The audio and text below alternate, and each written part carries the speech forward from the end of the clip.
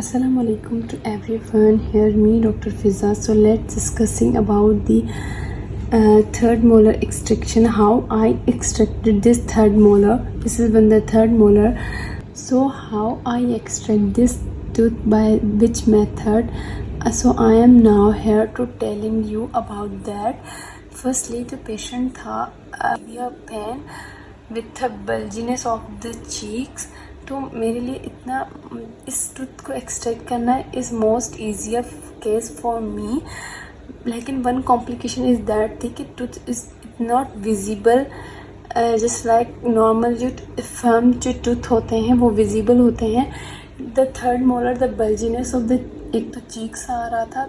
The second is that कि tooth जो है वो ग्रॉसली कैरियस था.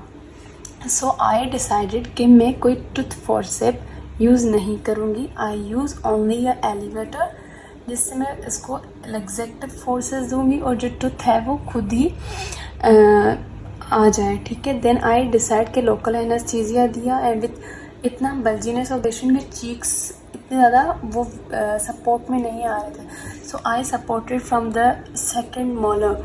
यहाँ से जो है ना मैंने सपोर्ट लिया. ऐसे ही मैंने मैक्सिला को पकड़ा. सो जो टूथ है वहाँ से सपोर्ट लिया. मैंने सेकंड मोलर से पकड़ा. तो दूसरा जो है वो मैंने लोकल एनेस्थीसिया दिया. जैसे ही मैंने लोकल एनेस्थीसिया दिया on the buccal side, on the palatal side. So जैसे दिया तो पेशेंट टूथ ग्रोसली सपोर्ट था तो मैंने टूथ फोर्सेप यूज़ नहीं किया.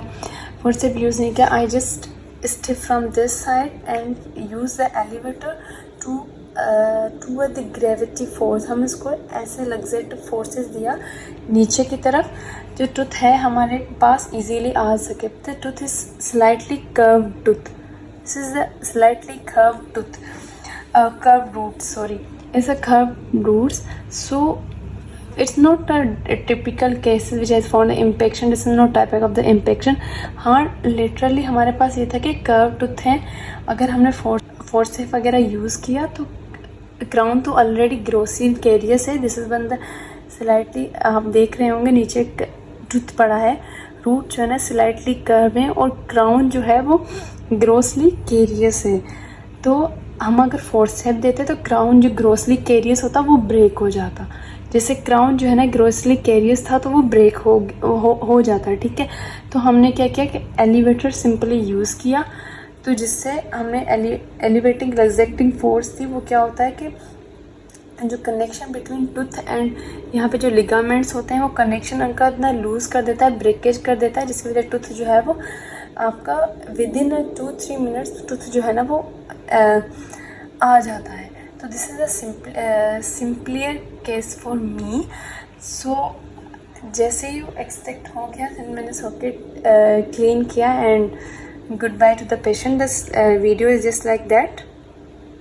This is one the tooth which I extracted. This is forceps which I can't use because मुझे इतना था कि कहीं ना कहीं टूथ जो ना ब्रेकेज हो जाए.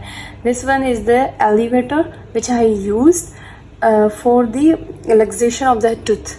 Thank you for watching my video. Do subscribe my YouTube channel. Goodbye.